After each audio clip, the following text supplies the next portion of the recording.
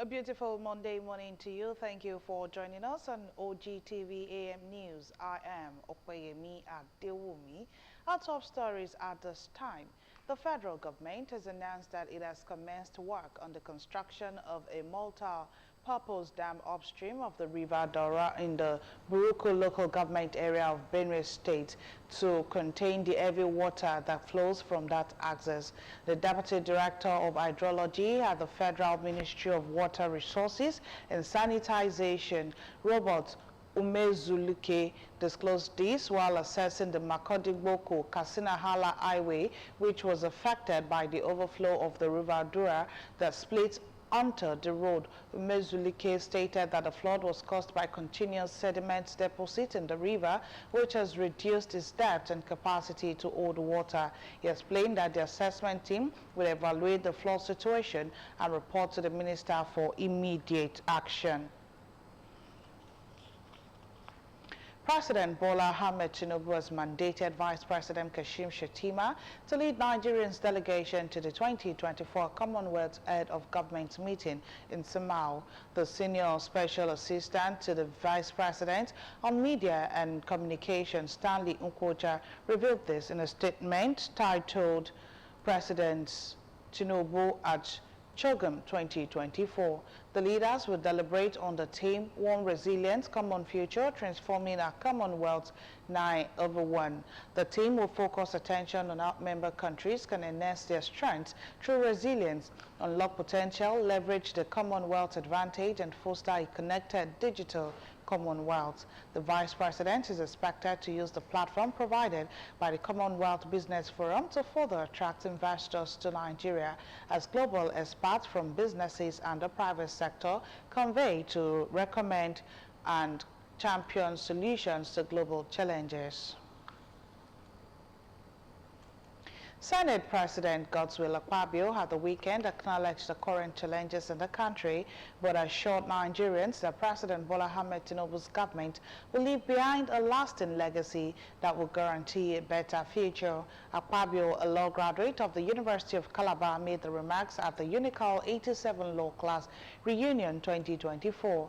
According to a statement by his media aide Jackson Udom in Abuja, addressing his audience, which included his old classmates and senators who accompanied him, Unicall management staff and students, Akpabio said the current difficulties the Nigerians are going through were the results of past maladministration in the country.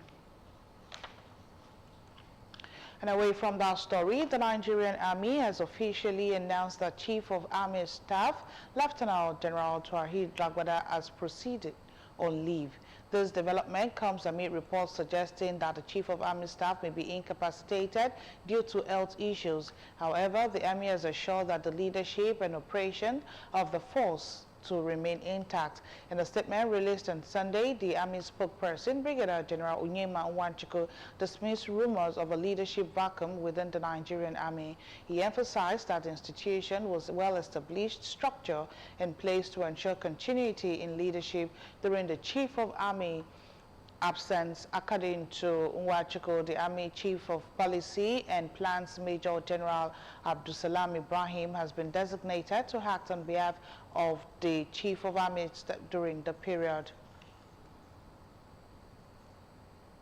The 4,000 beneficiaries of Honorable Ishaq Abiodun Akinlade Empowerment, who are residents of Yewa South Ipokia Federal Constituency, have expressed gratitude to the convener of the empowerment program, especially with the current economic realities.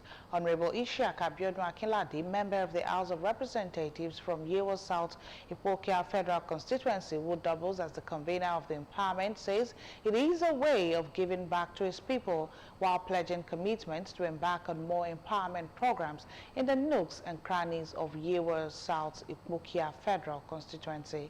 Margaret Okunlola reports.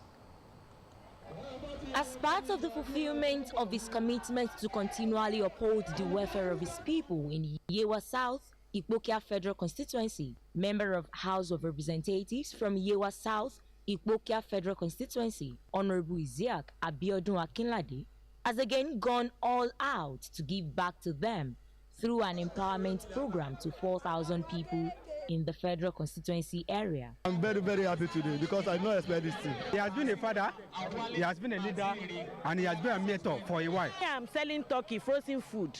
So it's going to be useful for me.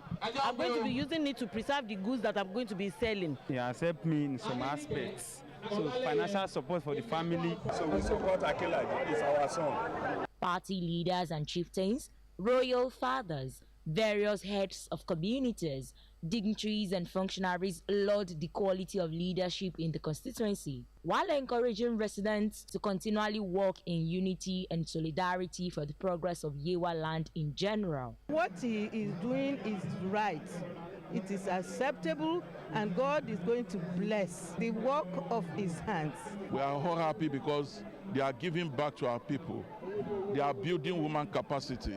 Coming back to give to the people, that means he has his people in his mind. This is dividends of democracy.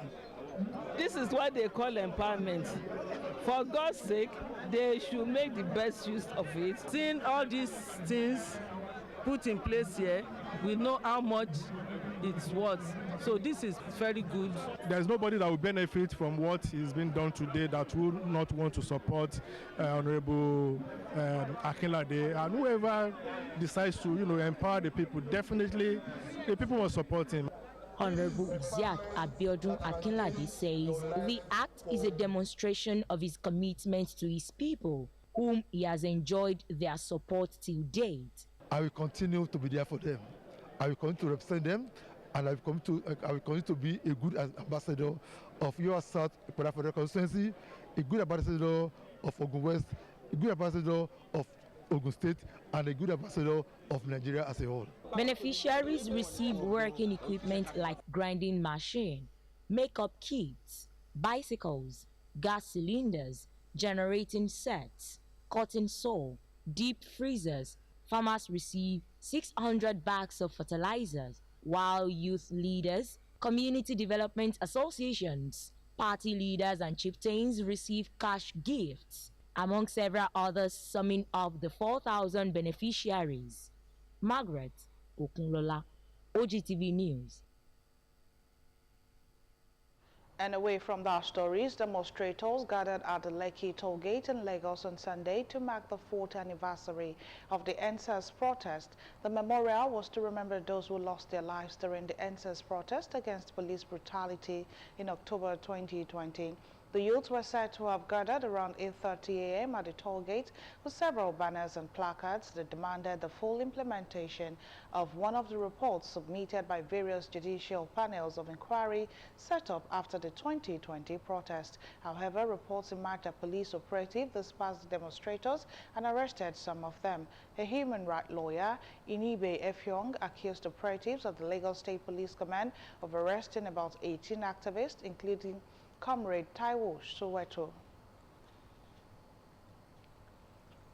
The Enugu's Zonal Directorate of the Economic and Financial Crimes Commission has arraigned one Paulinus Ani before Justice Muhammad Garba Umar of the Federal High Court sitting in Independence Layout, Enugu State. Ani was arraigned on a one-count charge bordering on obtaining by false pretense to the tune of 8,130,000 naira, and he pleaded not guilty to the charge when it was read to him.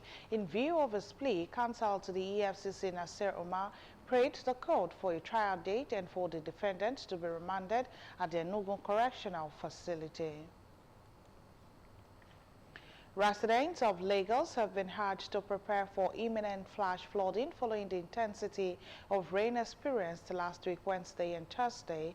Commissioner for the Environment and Water Resources Tukumbo Wahab, in a statement, described the rainfall as the heaviest in many months. Wahab explained that coupled with the release of water from the Onyo Dam, the channels can no longer discharge into the waters. Wahab therefore reiterated the need for people living in low-lying areas and the banks of Ogun River to put their safety first by moving upland to prevent avoidable loss of lives and properties, because the state will still experience more rainfalls this month. And on the foreign scene, former General Prabowo Subianto was sworn in Sunday as President of Indonesia, seeking a more prominent position on the global stage for the world's fourth most populous nation. The 73-year-old ferry nationalist, accused of rights abuses during his time in the military, took the oath at Parliament to officially succeed the outgoing leader Joko Widodo.